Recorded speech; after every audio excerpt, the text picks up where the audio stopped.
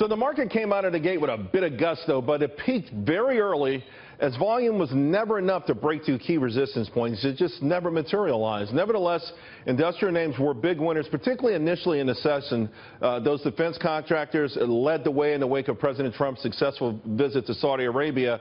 But by the end of the session, it was really American Airlines and rail operator CSX, which, by the way, I love as a long-term investment on the rebirth of the U.S. economic recovery here.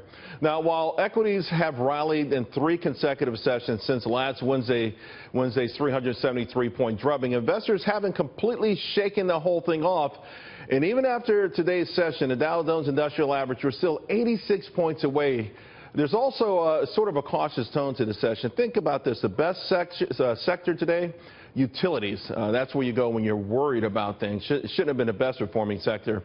That said, crude oil rallied almost 1%, and yet energy was the only losing sector. Gold, by the way, edged slightly higher for the session. So it was mixed, although mostly good. Now, the reason stocks were higher, in my opinion, and should continue to rally, well, it's all about the bottom line. The magnificent earnings season continued last week, and guidance also improved enough for the S&P 500 forward PE ratio to now be 17.3, down from 17.6 in just a single week. This is for folks who are saying we're wildly overvalued. We're not. Some of your highlights from the earnings season so far: 95% of companies have reported, 64 have beat on revenue, 75% have beat on earnings. 9 of the 11 sectors are growing faster since March 31st.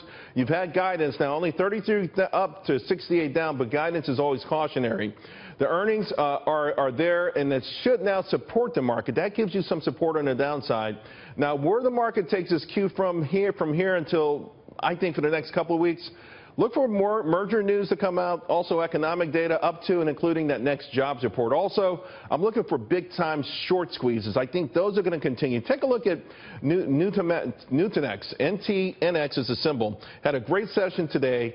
It's extremely oversold, a giant short position. If this stock starts to move, it can make a 20% shot just like that.